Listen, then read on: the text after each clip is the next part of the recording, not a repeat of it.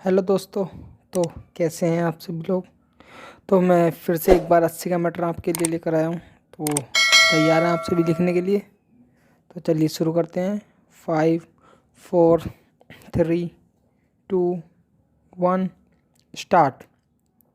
उस शाश्वत सुख का स्वरूप क्या है?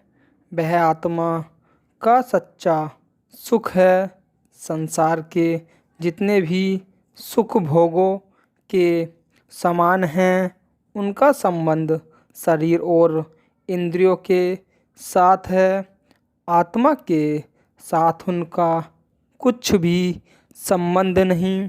शरीर एवं इंद्रियों के सुख भोग चाहे कितनी अधिक मात्रा में उपलब्ध क्यों न हो जाएं, उनसे न आत्मा को किसी प्रकार का लाभ होता है और न ही आत्मिक सुख अथवा सच्चा सुख प्राप्त होता है। भौतिक शरीर 5 तत्वों द्वारा निर्मित होने से जड़ है, जबकि आत्मा चेतन सत्ता है।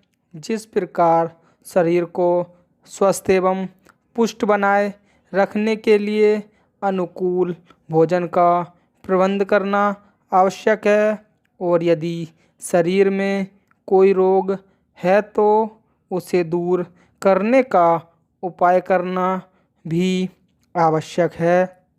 उसी प्रकार आत्मा के लिए भी अनुकूल आहार का प्रबंध होना चाहिए, तथा आत्मा जिन रोगों से पीड़ित है उन्हें नष्ट करना उतना ही आवश्यक है। शरीर स्थूल है, आत्मा सूक्ष्म से भी अति सूक्ष्म। शरीर के लिए स्थूल आहार चाहिए तो आत्मा को उसका सूक्ष्म आहार अर्थात मालिक का भजन और नाम की कमाई भी चाहिए। यही आत्मा की मांग है, और इसी आहार को पाकर ही आत्मा को उसका खोया हुआ सुख प्राप्त हो सकता है। मौलिक भूल तो मनुष्य से यह हुई कि वह शरीर को स्वयं मान बैठा है, किंतु शरीर तो अस्थायी एवं नश्वर है। वास्तविक तत्व तो आत्मा है। शरीर तो उसका आवास मात्र है। महापुरुष समझाते हैं कि तुम वास्तव में शरीर नहीं आत्मा हो।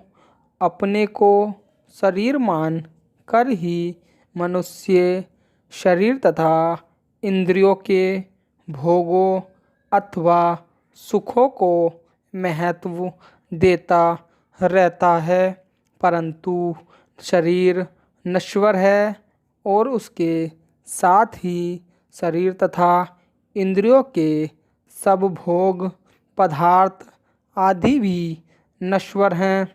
यदि सांसारिक पदार्थों, भोगों अथवा धन संपदा आदि की प्राप्ति से सुख की उपलब्धि संभव होती तो भला राजा रावण के पास इन पदार्थों अथवा भोगेश्वर्य की क्या कमी थी, जो उसे महापुरुषों ने मूर्ख की उपाधि प्रदान की। राजा रावण की राजधानी लंका नगरी का गढ़ सोने से निर्मित था, परंतु लंका नगरी में इस समय कुछ भी नहीं है। अर्थात राजा रावण का इतना बड़ा कुटुंब था कि जिसकी गणना ही नहीं हो सकती थी। लगभग 1 लाख तो उसकी संतानें थीं और 1.25 लाख के लगभग उसके नातेदार आदि थे, किंतु उसकी कैसी दुर्गति हुई सब जानते हैं कि उसका और उसके कुल का नाम निशान तक सृष्टि से मिट गया। स्टॉप।